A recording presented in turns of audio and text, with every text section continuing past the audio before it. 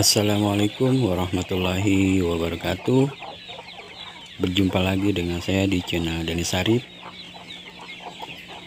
Kali ini saya akan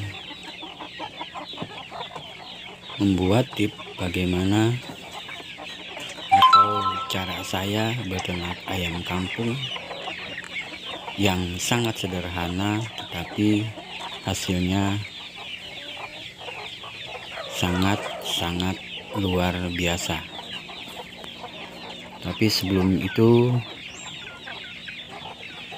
jangan lupa untuk memberi dukungannya untuk channel saya ini dengan memberikan like, komen, dan subscribe-nya agar channel saya bisa berkembang. Dan saya ucapkan banyak-banyak terima kasih untuk rekan-rekan yang sudah mendukung channel Dani Sarip.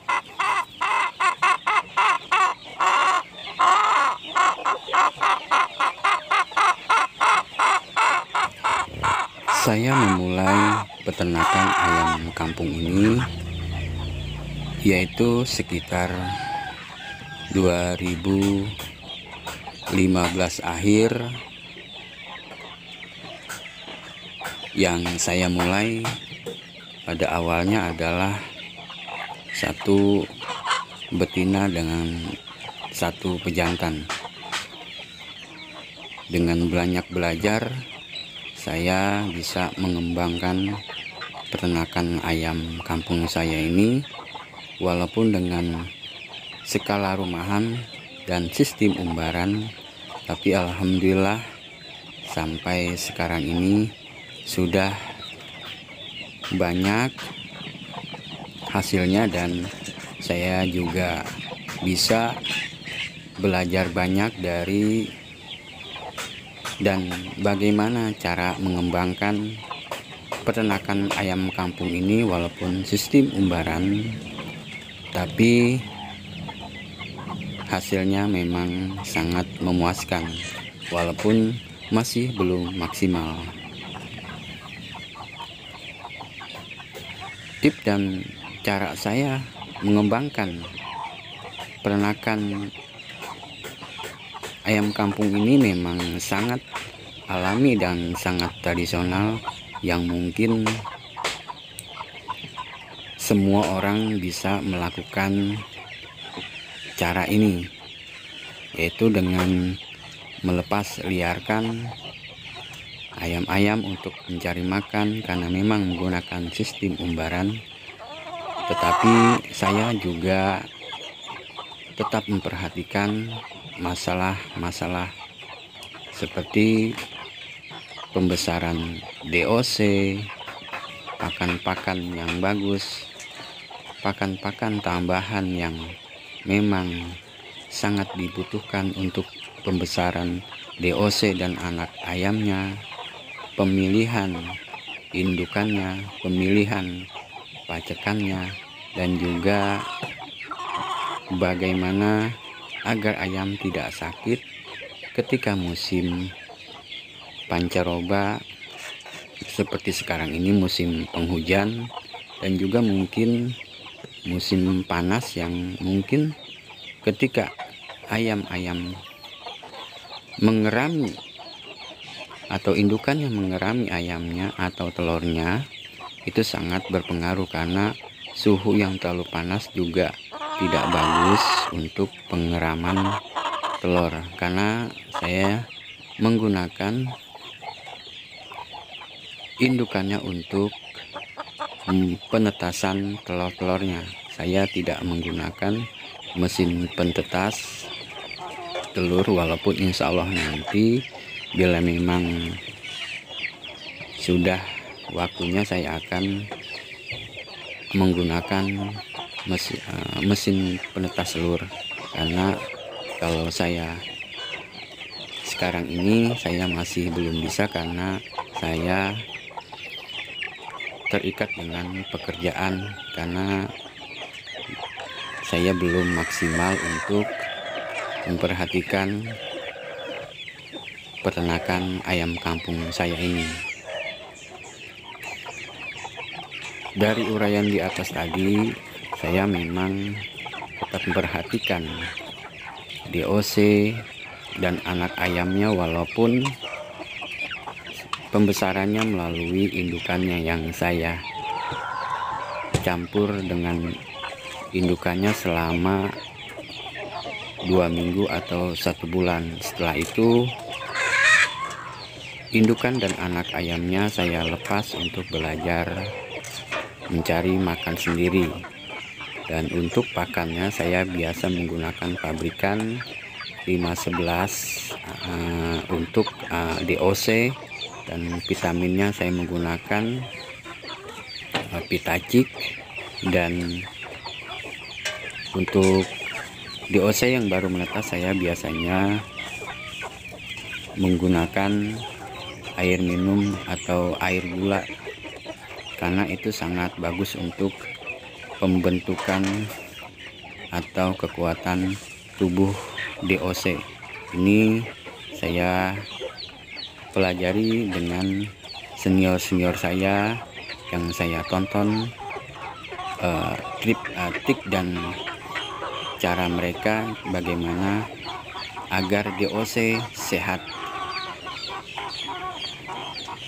Dan untuk kandangnya biasanya saya tetap membersihkan kandang-kandangnya, walaupun kandang-kandang ayam saya terlihat sangat unik dan tidak, kalau dibilang tidak memenuhi syarat untuk peternakan ayam, tapi saya tetap perhatikan kebersihan kandang yang saya selalu bersihkan seminggu 2 kali, dan pengasapan yang saya lakukan agar virus-virus yang ada di dalam kandang ayam tidak berkembang biak.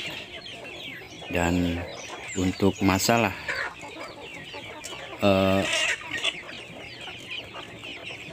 pengeraman atau penetasan telur, saya biasanya membatasi telur-telur yang akan dikerami oleh biangnya atau indukannya, yaitu minimal antara 10 sampai 12 butir. Dan tetap saya cek agar kehangatan dari telur-telur yang dikerami oleh indukannya bisa merata, karena dengan indukannya biasanya kalau tidak dicek atau kita bantu bolak-balik, biasanya akan tidak merata. Oleh karena itu kita harus tetap mengecek, walaupun saya menggunakan penetasan melalui indukannya. Untuk pakannya karena saya bekerja di restoran, jadi pakan-pakan tambahan saya bisa kumpulkan dari tempat pekerjaan saya, seperti sayur-sayuran ya, seperti daun selada yang mereka sangat suka sekali. Untuk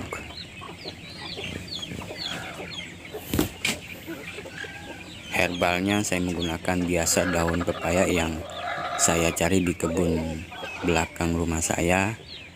Juga pakan-pakan tambahan seperti sisa-sisa roti dari pekerjaan saya yang bagus untuk perkembangan atau menambah kecepatan pertumbuhan dari anak-anak ayam yang saya bebas liarkan untuk mencari makan sendiri.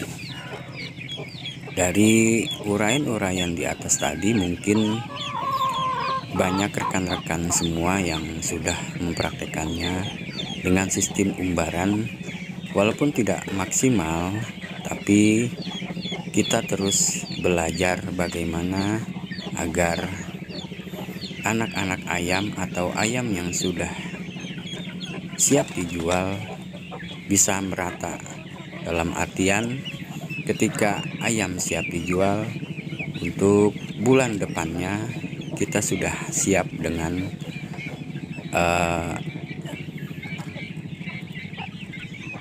ayam-ayam yang akan kita jual kemudian. Untuk jadi ada keseimbangan, jadi tidak ada kekosongan dalam penjualan, agar tidak mendapat kerugian di dalam penjualan. Jadi ada sekat atau keseimbangan dari anak ayam yang kita besarkan dan ayam-ayam yang siap untuk dijual. Apalagi sekarang ini mau tahun baru, jadi stok ayam harus lumayan banyak, karena biasanya saya sudah dihubungi oleh pembeli yang biasanya menelpon saya atau WhatsApp saya apakah ada ayam atau tidak. Biasanya mereka setelah menelpon saya baru datang ke rumah. Itu yang saya lakukan biasanya untuk penjualan, karena saya sudah bekerjasama dengan beberapa restoran teman-teman saya yang biasa membeli ayam, khusus ayam kampung. Untuk mensiasati bagaimana ayam-ayam tetap sehat, saya uraikan tadi, saya biasa menggunakan daun pepaya untuk menjaga antibiotik ayam kampung yang memang sangat riskan, karena saya menggunakan sistem umbaran, sangat riskan dalam kesehatan anak ayam atau ayam-ayam yang sudah siap dijual. Apalagi sekarang ini memang musim penghujan, itu sangat ekstra hati-hati dalam memperhatikan kesehatan ayam. Bila ada yang sakit, biasanya saya mengkarantina. Kalau tidak dikarantina, itu akan sangat menular kepada ayam-ayam lainnya. Di sini saya juga biasanya memberikan pakan DOC itu 5-11 khusus untuk anak DOC, anak ayam DOC. Biasanya saya menggunakan 5-11 yang saya beli di toko-toko atau penjual pakan ayam dengan vitaminnya, yaitu Vitacik, yang tetap saya perhatikan vitamin. Dan untuk minumannya biasanya saya mengganti setiap 2 hari sekali, karena kalau tidak diganti biasanya vitamin atau minuman mereka berbau dengan kotoran-kotoran dari indukannya, yang memang indukannya itu saya campurkan dengan DOC-nya. Di sini terlihat anak-anak saya, anak-anak ayam saya sangat sehat-sehat, karena saya tetap perhatikan kesehatan DOC-nya. Jadi DOC itu yang saya lepaskan bersama indukannya, tetap saya perhatikan juga, walaupun mereka sudah belajar mencari makan sendiri. Kendala yang mungkin didapat dari sistem umbaran ini adalah predator-predator yang biasa memangsa anak-anak ayam ataupun ayam-ayam dewasa, seperti ular, biawak, ataupun musang yang banyak berkeliaran di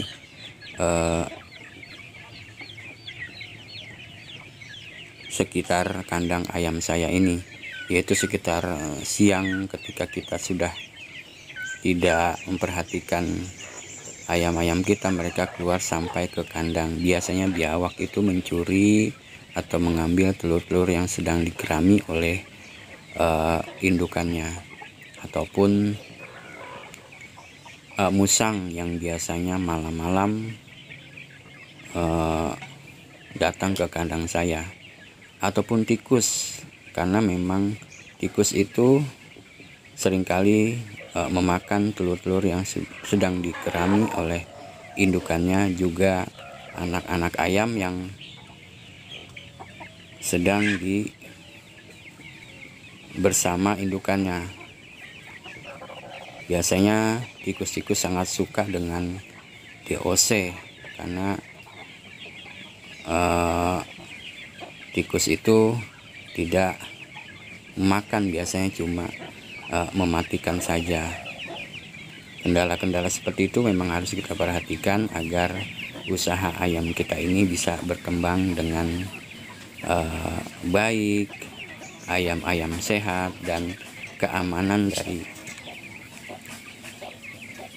predator-predator lainnya bisa kita kendalikan. Untuk kandang, memang saya ini masih belum punya kandang yang bagus, dan belum punya kandang-kandang yang kalau dibilang sangat nyaman untuk peternakan ayam. Saya masih menggunakan kandang-kandang yang sangat unik dan tradisional seperti ini, karena memang saya menggunakan sistem umbaran. Jadi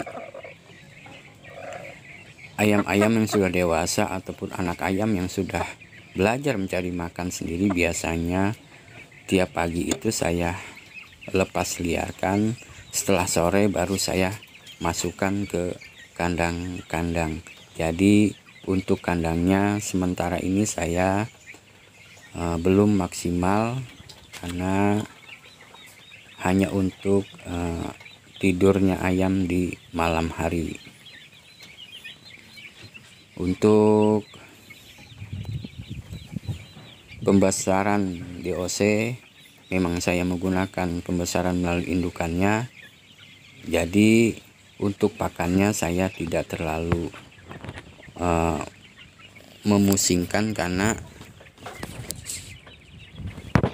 mereka ikut indukannya untuk mencari makan.